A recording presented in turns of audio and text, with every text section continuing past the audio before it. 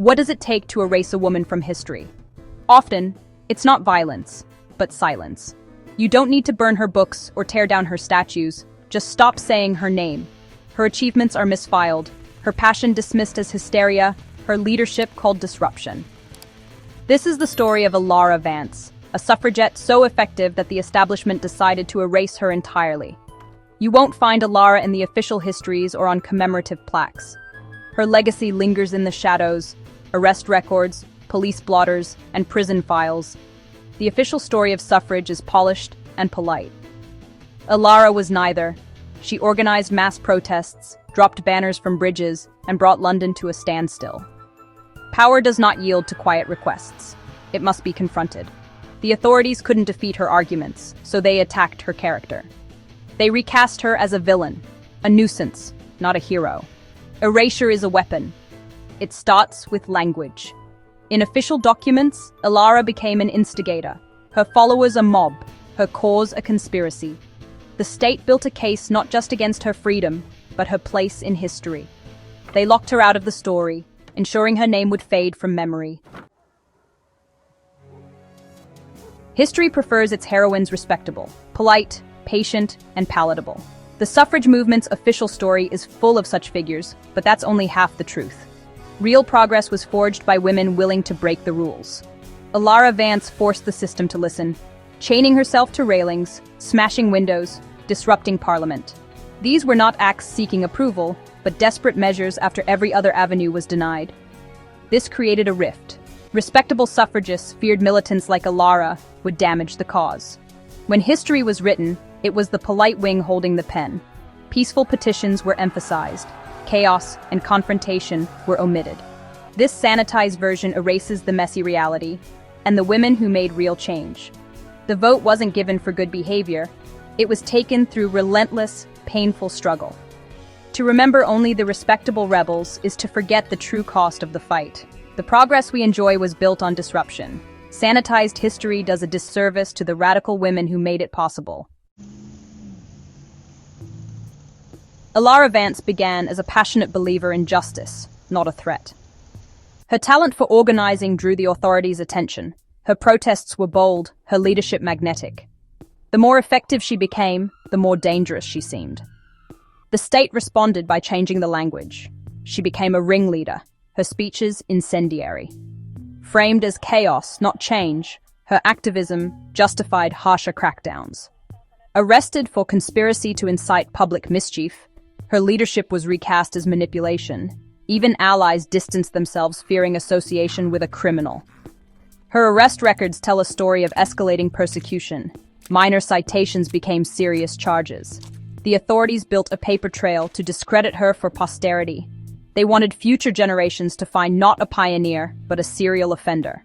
Her legacy was systematically transformed from courage to criminality. This was historical vandalism, committed with ink and paper.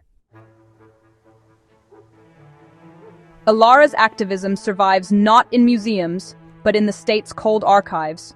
Her protest posters, bold, demanding, impossible to ignore, became evidence against her. Police files painted her as a public nuisance, not a political voice.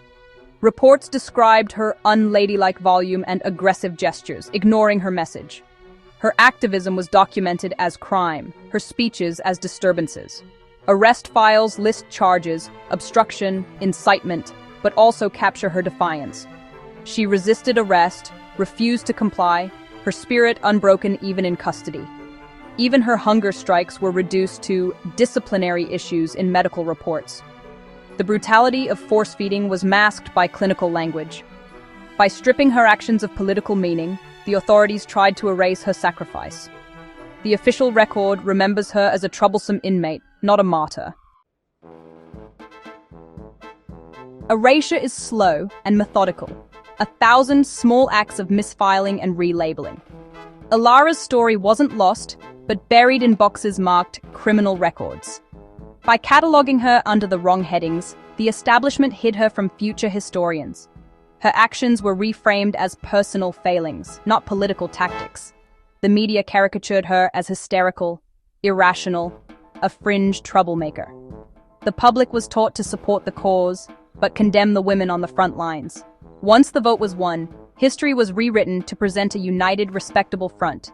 The messy, illegal tactics of militants like Alara were downplayed or omitted. Women like her became inconvenient reminders of conflict, and were quietly left out. History did not forget Alara Vance. It was told to. In Holloway Prison, the state tried to erase Alara's identity entirely. She became prisoner 734, her spirit omitted from the records.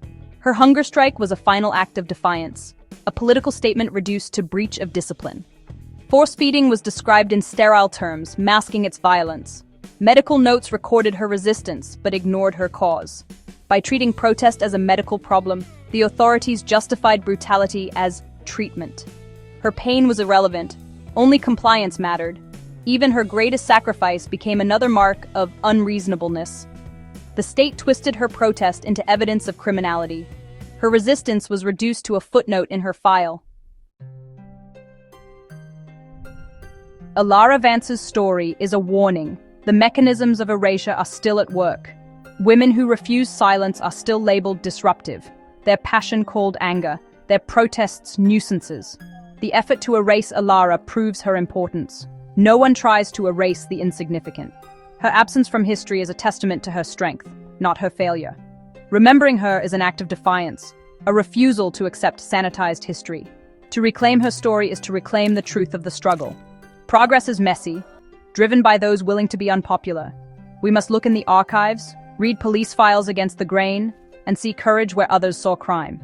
History forgets women because it is told to, but we have a choice.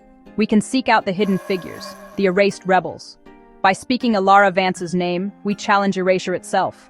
No voice is truly lost as long as someone is willing to listen, and to speak it aloud once more. Let us remember and refuse to let her be erased again.